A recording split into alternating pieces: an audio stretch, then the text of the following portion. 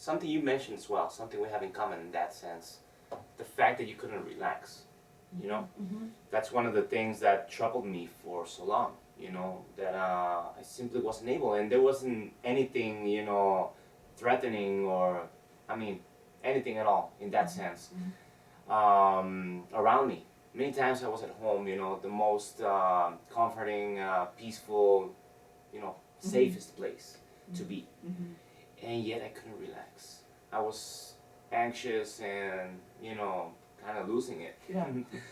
And I was like, so one of the things I tried for a few years was meditating, and it didn't work. There was times, yeah, there was times it did work, but I want to say 80% of the times it didn't work, Mm-hmm. you know? Mm-hmm. And that's something that startled me because I said, well, I've read many books about this. They all say once you relax your mind, the whole body relaxes. And Quite often it's the reverse. Yeah, they see people say that energy follows thought. Well, thought often follows energy. So, you know, a peaceful body seldom creates troubled thoughts. So you know, if it's a body-mind or mind-body, and there's so much of the mind-body because of what's his name, Frenchman, Descartes. As I think, therefore I am. There's so much of that ingrained into our Western culture that we don't realize that there's something that can be senior to that. You know, and if we try to focus on our thoughts, we have zillions of thoughts, billions of thoughts, but there's only one breathing mechanic that's really central to the state of shui. And if we go in and we find that, and we begin to use it, then we automatically disconnect to all the negative thoughts, all the negative possibilities. We come down to a place of peace, and it can happen in a matter of minutes. You know, like I talk people out of manic depressives out of incident, and I don't talk, I'm sorry, I train them out of incident in sometimes a matter of minutes. I mean, and we're saying that the word mechanic is tricky. It's kind of like because mechanic makes you think of the body as a machine. as something not natural, maybe. Well, or Yeah, a I mean- machine, which is kind of when you say Descartes, that's kind of like that's the approach really of essentially many doctors is like, you know, if you've got a problem, cut it out, break it off, you know, whatever it is, or give it this. So that idea of the mechanic, it's a little tricky to really understand how you mean the word, because it's a mechanic of this living organism. It's how does, you know,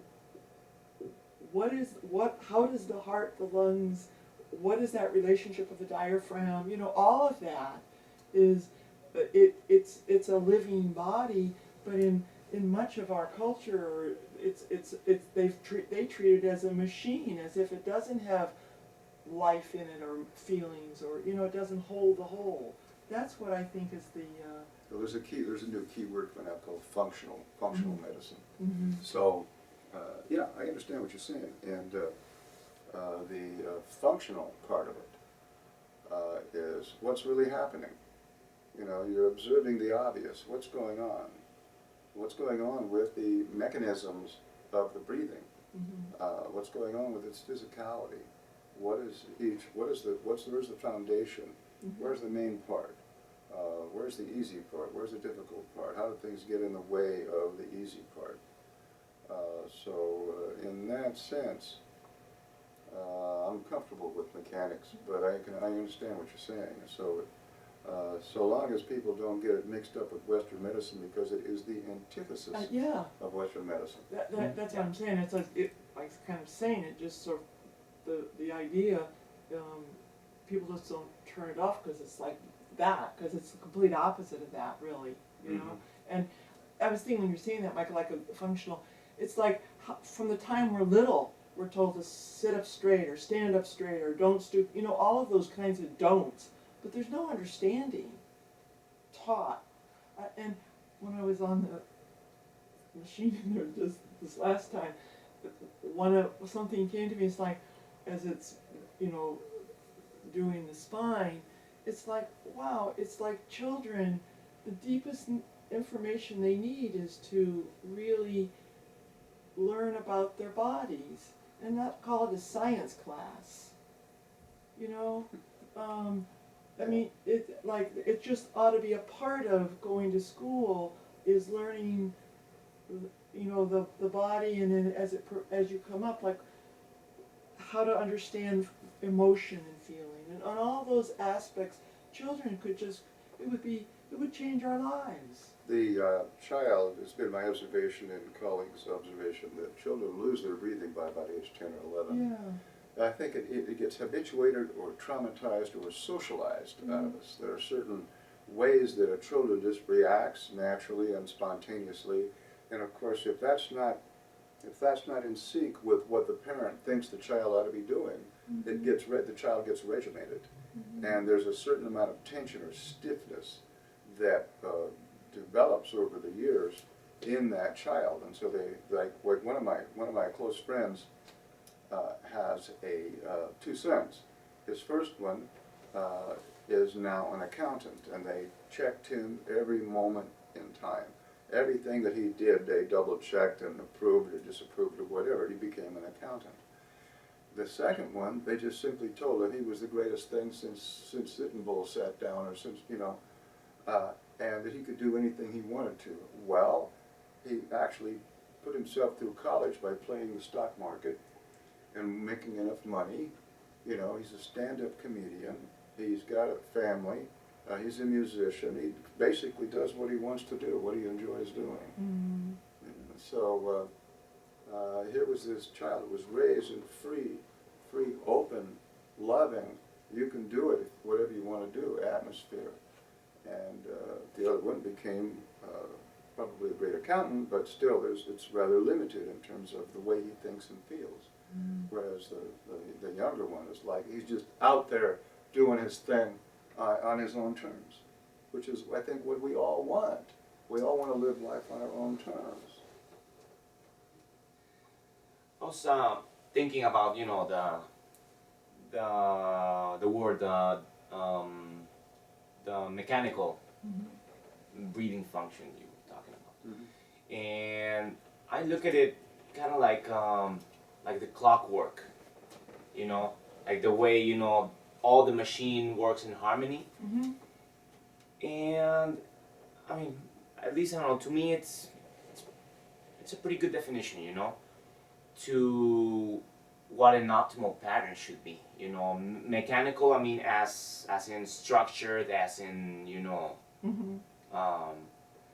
No, I the word, I mean, it's really kind of a fun word to work with, but I'm just saying that it's funny that it parallels what made me think of it was when you used Descartes, is that separation of, and then how the body has been separated as something not whole. So it's kind of it's a paradox that come along with the word that has so much meaning in the way that he's opened up. There's so much what to you're it. describing. Yeah. Right? It's like how this whole what's working underneath the skin and how it works. Well, I use it a lot in the sense of, one of my metaphors is an office building, as you both know. And, you know, we use the office building as the lungs and the chest are the upper stories of the office building, and the lower body is the foundation, is the basement. And so we build the office building bigger, and we need to strengthen the basement. We need to deepen the basement, and we need to dig out, and people seem to get that. They get the sense of what that, and it doesn't make it complicated. Everybody kind of knows what an office building's like, and a basement, and a foundation, etc. We can get even further into further detail with saying, okay, I used to be a commercial real estate broker, so you get a building that is on sand. Well, you need to drive pylons down to bedrock. Well, that's your legs.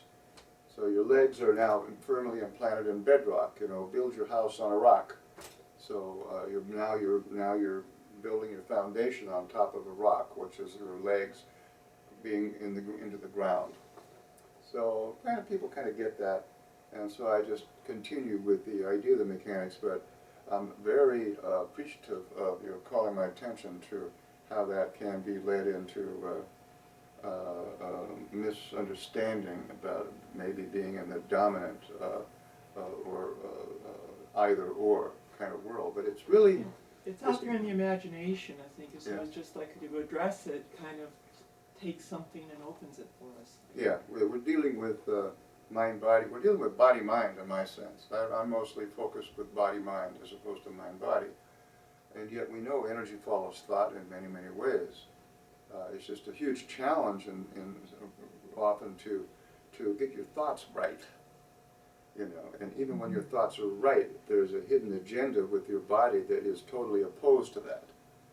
So you can be saying, I'm a wonderful person, and think you're the deepest, most tragic piece of garbage there is.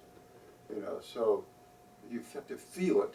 And when you feel good and you feel really open and joyous and your heart center opens, it's a physical thing. You talk about the chakra system, yes, it's energetic, but it's physical as well. It's a physical thing. If you didn't have a body, you wouldn't have a chakra system. You know, so my friend Anodea Judith talks a lot about the chakra system and the energy centers. So we really need to have bodies for feelings and emotions, and we need to have ideas and spiritual principles, which you are an incredible example of how you use those in your life. It's just your spiritual principles, you know. So we need those for guidance, and we need the two together, so that one is supporting the other. Well, it's kind of a funny, it's an interesting, I mean, just thinking body, mind, and interesting, it, like the heart and the lungs and the whole base of the breath is that's the fault. I mean, it's, I find that the blood pressure for me, it's kind of like, you know, it was the perfect, the high blood pressure was my body's way of saying, you're not Your gonna, signal. if you don't learn to breathe, you're out of here, Yeah. you know?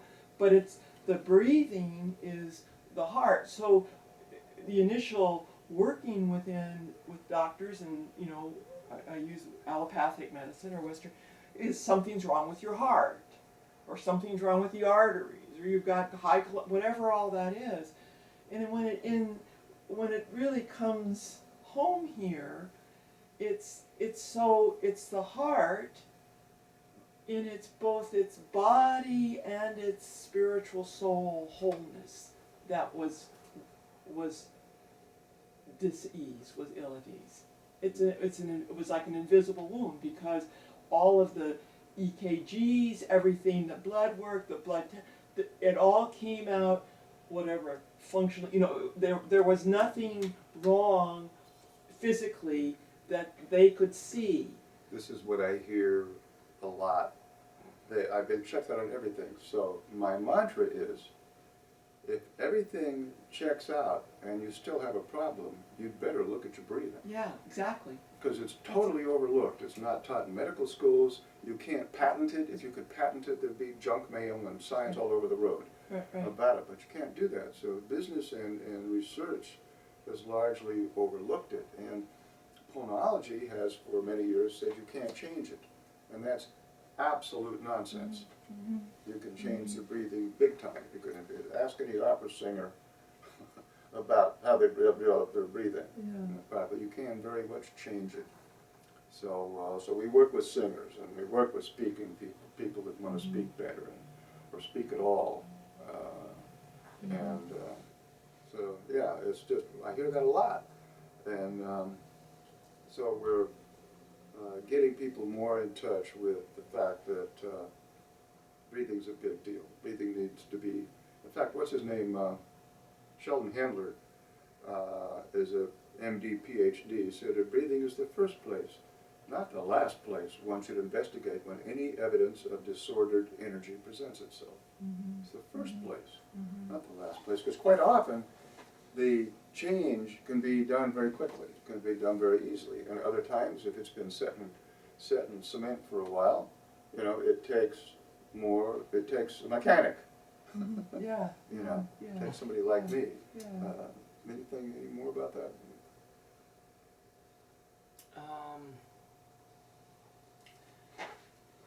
Well, I guess, you know, part of that is, I mean, the inability to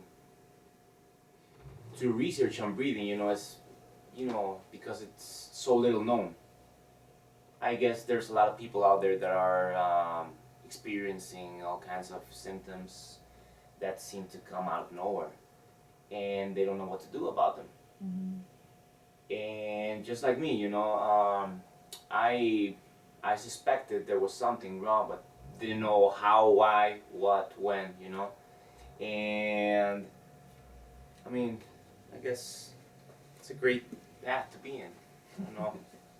You know. It'll keep us occupied for eternity, I think. This breath is full of surprises. So I'm just going over some of your UDB check sheet. You know, and you're having sleep problems and posture, feelings of suffocation, and feeling a hitch, bump, or lump below your breastbone, poor digestion, and things that we know have gotten better just since you got here. And I think I should probably mention the UDB page on the website. And so breathing.com/UDB.htm.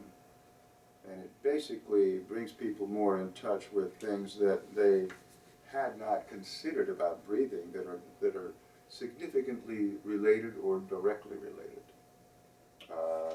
And so positive, both positive and negative. In terms of positive, there are some healers or psychotherapists in the past that have said that one of the key issues around feeling great is being able to tolerate the positive energy.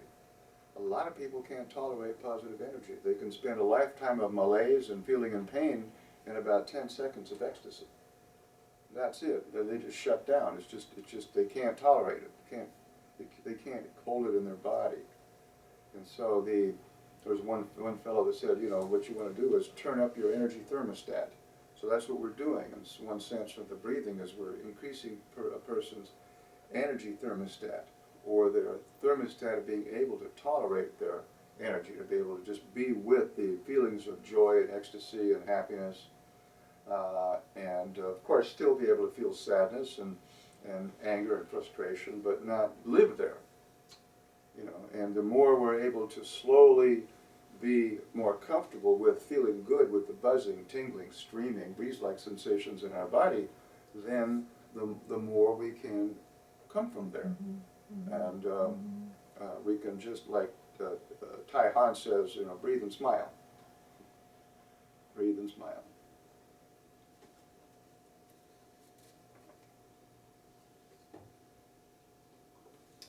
Yeah, there's one of the oh gosh, what I was a woman. I'm blanking on her name, but she's been working with trauma, and her first name is Elaine, but I'm just not being able to put it together. But what she has put together is Trauma Recovery Institute, and it's community resiliency model. But it's essentially when you're caught in the fight or flight or freeze, you know, that experience. And it's more like when you're post-traumatic stress, when you're having a flash, you're being triggered, and that happens. How can you know that you're being triggered, and you're in the fight or flight, you're in this, you know, you're having all the things as if it's actually happening. And she has come to understand of, you come back to your original resiliency. How did, whatever it might be, the trauma, can you can remember what it is that got you through the trauma. If your tank was being blown up and all your buddies were killed, and here you are having this flashback, what is it that kept you alive? And most people are able to, if given a space to remember that, can remember that in themselves, like what it was that, what did I know in that split second of everything being, blown apart or whatever. And then she builds on that resiliency is there. And how she helps people reconnect to it is she starts to work with the sensations of pleasure. And starts to help develop a language, because we don't even have a language to really, in the particular of what's, what it is that is pleasing. And she's a very simple exercise that I was at a little demo that she did that really just like opened the door to me on that level. On this particular thing, it was a step along the way to her breathing. But the fascinating thing when you're talking about the capacity to hold pleasure or joy, or and to be able to hold it, was we took something that gave us joy, and we had to just, there were 3 steps to it, and I can't repeat it right now, but you took it and then you had these 3 qualities, but you had to keep bringing it down to the actual what gave you pleasure. And I took making a cup of Irish breakfast tea in the morning, and I broke it down in its particular of getting the pot out, of having the tea bag, of pouring it in the pot, of seeing the tea bag, start to color the water, putting it in my mug, pouring the cream in the mug first and putting it in and adding the honey, and the color of the tea, the mug as I'm holding it warm, and that whole thing is just starting to feel I do it kind of, you can do it mindlessly, or you do it where you're really aware that this whole little 3-minute or 4 minutes is quite pleasurable. Yeah, that's one of the techniques that we use with the cabinet trainer, with the biofeedback instrument. Okay, so yes, going back, we can watch the hyperventilation with the carbon dioxide levels, and we can see where this particular situation has a big dip, and we say, let's go back to that. And, okay, now imagine yourself in a pleasurable place, and imagine yourself that's safe and quiet, and we can begin to train them out of those specific aspects, so like you say, the bomb incident. So. Well, in terms of the pleasure, like even our going to lunch and that free ice cream. Ice cream. Oh, you just hit his. I just had ice cream before coming, by the way. But it's joking. like you can start off, it's like all exciting just to see the thing come out of the swizzle thing. But then you come back to the table and you just sort of scarf it down. So the next day, I was like, okay, I want to enjoy the swirl, but I'm going to try to slow down and really love each biteful. And I did. It was a different. The first day was exciting just because here you get to make your own little sundae, But then I got back and I kind of lost the presence of eating it, enjoying it as a pleasurable, recognize and just taking that in and feeling it. And did so we go to Yes, we did. Okay. Yeah, a couple times I believe. Yeah, so much of life is like that. Once we've done something, it gets up into our mind, and we're like, oh yeah, I like ice cream, and then we eat the ice cream, but we hardly taste it. You know? We basically go out of our body. We're between our ears. Yeah. That's the way I think of it. Yeah. We're between our ears, and we do that often enough, and then we make a habit of it. Yeah, and then I think, oh, I love ice cream, and I go get ice cream, but that original joy of the first bit of ice cream, it almost goes up to our head. You think, oh, I like it. You're liking it, but it's not like you're really tasting it. Somebody told me about a cartoon that shows this John Jones spent his entire life 3 feet in front of his body. So it's basically not connected. to what was going on in his body. Yeah, well, and this does come back to the breathing, because the thing is, when you have that reflex breath, it's so delicious. Yeah. You know, you kind of can feel it. And It takes over you. Yeah, Yeah. yeah.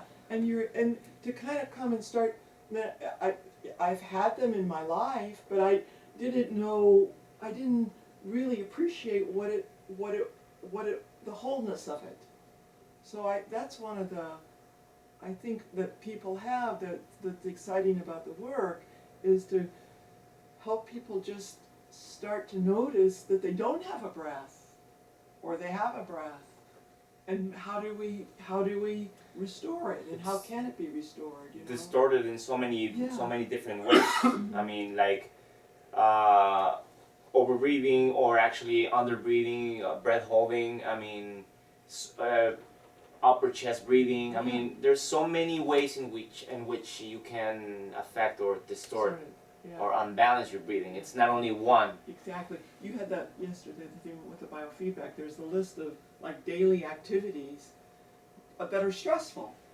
So we live in a complete stressed out world, and then someone comes along and says, "Oh, take a breath." You can't take a. They don't. I mean, I was saying that to Mike. I hate it when people say take a breath.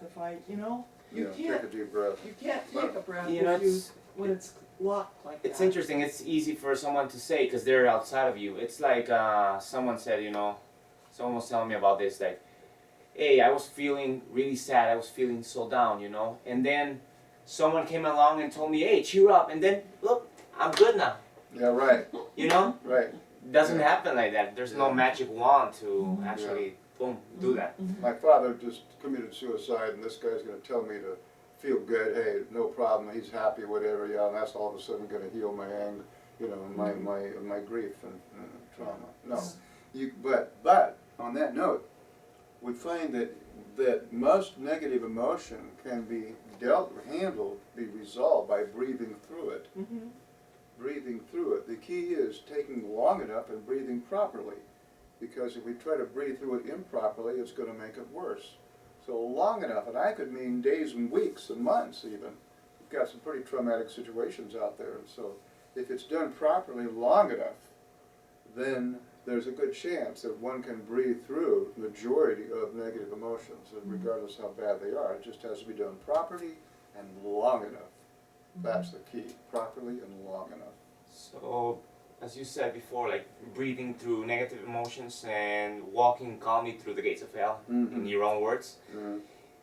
I guess something as you mentioned, the ability, with proper breathing, the ability to be able to go through all those states, emotional states, such as, joy, happiness, whatever, but you can also go through the lower, to the darker emotions, human emotions, such as anger, frustration, sadness, loneliness, you name it. But I believe, besides everything that's been said, there's a good chance of, in a weird, I don't know if I'm going to be understood with this, but in a way, in a far out way of saying, kind of enjoy these kind of states or situations in life. Because many times, there's things that, cars that are just deal to you, and some of them are bad situations, bad news from relatives, or you lose your job, or whatever happens to you. And if you have a very, very distorted breathing, very unbalanced breathing, you're going to crumble, you're going to crash and burn. But on the other hand, if you got your breathing right, you can take this. There's situations, of course, if you lose a family member, this is not the case, but I'm saying there's things in life that are not as terrible as death. If you lose your job, or the sun is going to come out again the next day. You're going to still be alive probably the next day. And I believe, you have your foundation right, you can even take some of those situations humorously, with a positive attitude, maybe, with a positive. That's where the spiritual principles come in. They teach us how to begin to rearrange the thoughts about that, and then the thoughts can then begin to augment the feelings, or change the feelings, or massage the feelings. and the emotions. So